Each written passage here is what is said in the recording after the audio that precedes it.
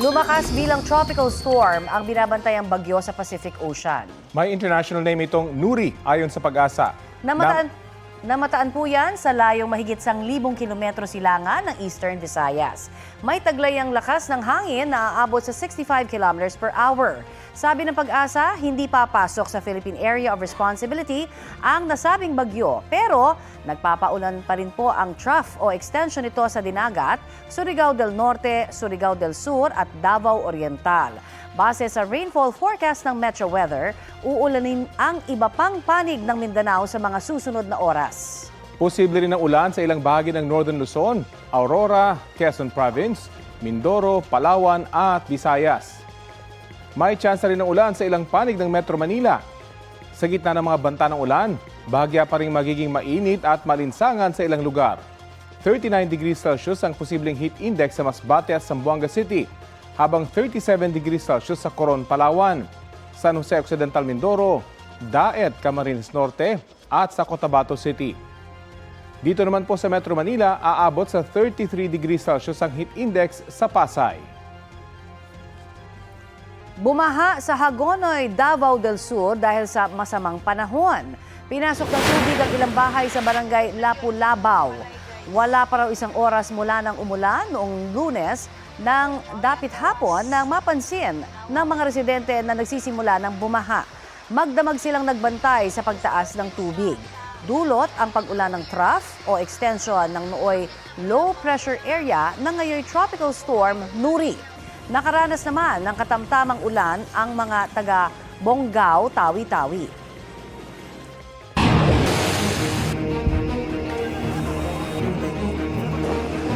Kinumpirma ng Department of Migrant Workers na nawawala ang isang Pinoy seafarer matapos tamaan ng missile ng Iran ang sinasakyan niyang tugboat sa Strait of Hormuz nitong March 6. Ayon kay DMW Secretary Hans Kakdak, ipinadala ang tugboat para tulungan ang isang barko na tinarget din ng Iran. Ganyan din daw ang ikinuwento ng Pinoy sa kanyang misis nang huli silang magkausap. Sabi ni Kakdak, wala nang ibang Pinoy sa naturang insidente. Nagsasagawa ng search operation sa mga otoridad sa Oman. Nakipag-ugnay na rin daw ang DMW sa may-ari ng barko na nagpadala ng tugboat at sa manning agency ng Pinoy. Bago nito, dineklara ng warlike operation areas ang Strait of Hormuz at Persian Gulf bunsod ng gulo sa Middle East.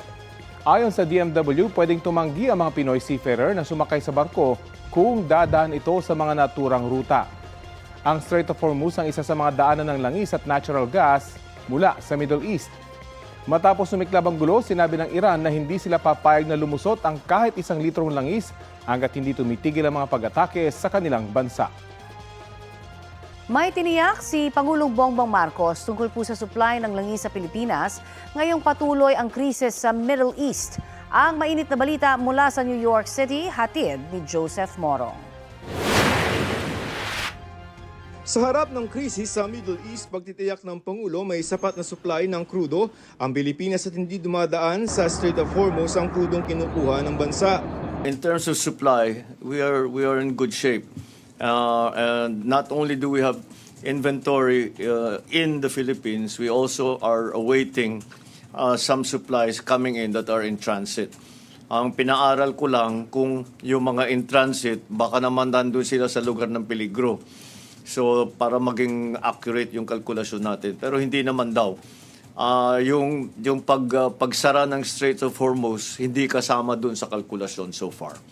Hihintayin daw muna talaga ng Pangulong Committee Report ng Kongreso bago niya sertipikahan na urgent ang mga panukalang bigyan siya ng emergency powers para suspindihin o bawasan ang excise tax na sinisingil sa mga inaangkat na produktong petrolyo. Hiniling ng Pangulo sa Kongreso na kapag pumalo ng $80 kada bariles ang presyo ng crude sa world market ay pwedeng gumamit ng emergency powers. Actually, I will declare it as urgent because there's no point declaring it as urgent before the committee report has been completed.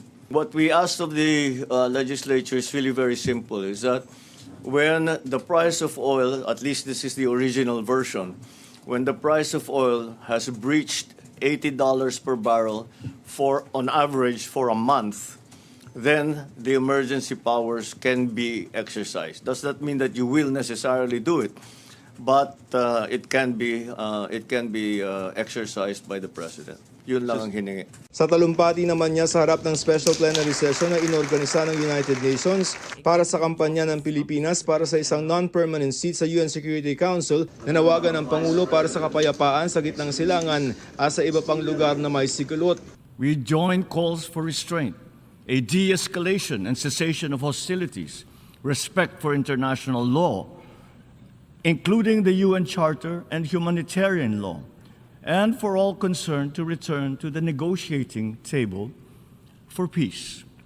At sa kampanya naman para sa isang Security Council seat, sinabi ng Pangulo na handa raw ang Pilipinas na gampanan ang papel na ito, lalo pat matagal na ang kooperasyon ng Pilipinas sa United Nations. The non-permanent seat on the UN Security Council is not a right of any state, but a privilege earned through consistent, dedicated, meaningful, and concrete partnership in the service of the United Nations and so of humanity. The Philippines stands ready once again to contribute, to help calm voices of division, provide a voice of balance, to shun ambition for service, and always as a voice for principled peace. And thus, I stand before you to humbly petition for your support for the Philippines. Sa pagkampanya ni Pangulong Bongbong Marcos para maging non-permanent member tayo ng UN Security Council, binigyan diin niya at halaga na simula ng buuin ang United Nations, isa tayo sa mga founding members ito, ay kutawang na ng UN ang Pilipinas. At kung papalarin at maging miyembro tayo ng Security Council, ay pagpapatuloy ng Pilipinas ang ganyang klaseng kooperasyon. Sabi ng Pangulo, kung ang matagal na relasyon ng Pilipinas at United Nations ang titingnan, ay magandang tsansa na makuha ng Pilipinas ang non-permanent seat para sa taon 2027 hanggang 2028. Ayon naman kay Foreign Affairs Secretary Teresa Lazaro, hindi naman nangangamba ang Pilipinas kung may issue ang Pilipinas sa pagitan ng ilang bansa tulad ng China. How does China think of our campaign to be a member? May ano ba? Ano ba? Just it's a family of nations, so may mga perceptions sila, but that this is the UN. So it depends who is going to support that. China ba? Nag-object ba siya? You cannot object to election. Oo. Ayaw mo, magboboto. Gusto mo. Two-thirds ng 193 na mga miyembro ng United Nations ang kailangan ng Pilipinas para maging non-permanent member ito ng UN Security Council sa June 3. Ang magiging botohan para dyan. Mula rito sa New York, Joseph Morong, nagbabalita para sa GMA Integrated News.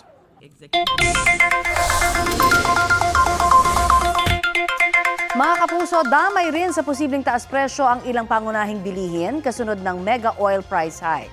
Ayon sa Department of Trade and Industry, apektado kasi ang gasto sa pagbiyahe at pag-iimbak ng mga produkto na aabot sa 10% ng production cost. Kabilang sa mga posibleng magtaas presyo ang tinapay, canned sardines, canned meat, processed milk, instant noodles, bottled water at kape. Sa ngayon, wala pa raw manufacturer na formal na sumulat sa DTI para humiling ng taas presyo. Ang mga produkto naman na wala sa suggested retail price guide, maaaring magtaas ng presyo nang hindi na humihingi ng pahintulot sa kagawaran. Ito ang GMA Regional TV News. Huli kamang pagtakas ng isang rider matapos niyang mabangga ang isa pang motorsiklo. Nag-overtake ang motorsiklong yan sa E. Rodriguez Avenue sa Antipolo, Rizal nang bigla niyang mabangga ang motorsiklo. Gumilid ang nakabanggang rider at pansamantalang huminto, pero maya-maya ay biglang tumakas. Hinabol siya ng ilang motorista, pero kahit naharangan ay nagdire-diretso pa rin ang rider. Nagpapagaling na sa kanilang bahay ang biktimang rider. Panawagan niya sa nakabangga sa kanya, humarap na at magbayad ng danyos. Patuloy pang hinahanap ng mga pulis ang nakabanggang rider. Isa ang patay sa sunog sa isang residential area sa San Carlos, Pangasinan. Nagsimula ang apoy sa isang kapilya sa barangay Sapinit. Kumalat ang apoy sa katabi nitong ancestral house, pati sa kotse at motorsiklo na nakaparada sa kasunod na bahay. Patay ang isang senior citizen na babaeng nakatira sa chapel. Ayon sa kanyang kapitbahay, bedridden na ang biktimang natrap sa loob. Kwento ng saksi sa San Carlos City Fire Station, bago ang sunog, may pumasok na tao sa kapilya at tila naglalaro ng kandila. Nadatnan daw niya siya ng mga otoridad sa kasagsagan ng sunog at kinustudiya. Walang pahayag ang hinihinalang nagsimula ng sunog na pinamedical check-up din ng pulisya. Tuloy ang investigasyon ng mga otoridad. Nabangga ng isang kotse ang magkaangkas sa motorsiklo habang lumiliko sa isang U-turn slot sa Cebu City. Naipit ang rider sa ilalim ng kotse. Agad namang nakatayo ang angkas. Kwento ng uploader ng dashcam video, pinagtulungan nila ng mga motorista at traffic enforcers na iangat ang kotse para matanggal sa pagkakaipit ang rider. Napansin din daw nila na humihingi ng tulong ang misis ng driver na nasa sasakyan dahil inatake pala sa puso ang kanyang asawa. Kinumpirma ng Cebu City Traffic Enforcement Unit na inatake nga sa puso ang driver at pumanaw sa ospital. Nagkaroon na rin daw ng settlement ang magkabilang panig. Maayos din ang kalagayan ng rider matapos siyang gamutin sa ospital. May kanya-kanya na ang paraan ang ilang tsuper sa gitna po ng pagtaas ng mga presyo ng produktong petrolyo.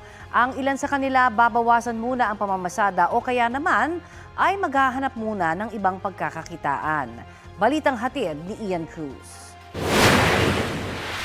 Sa nakalululang taas presyo ng langis, mahabang pila at pag-iisip kung makakabawi ba, mga namamasada ang unang-unang umaaray sa mega oil price hike. Wala, bigat, ang hirap. Parang dito na napupunta yung kita eh. Minsan pag wala pa sa hero, wala na. Kahit si baga mo, mauubos din gas mo, may pila ka ulit. Panibago na naman yung bill, di ba? Wala tayong magagawa. Laban lang. Ang tsuper na si Alison, nakaapat na ikot na raw pero wala pang kinikita. Hanggang mamaya pa ako nito. Hindi ko alam kung kikita. Kauspot ang grupo ko sa Danmarod, sa Tayuman at sa Blumentritt ay talagang napakabigat po. Sabi nga nila, palagay ko, kahobit hindi raw namin makakaya.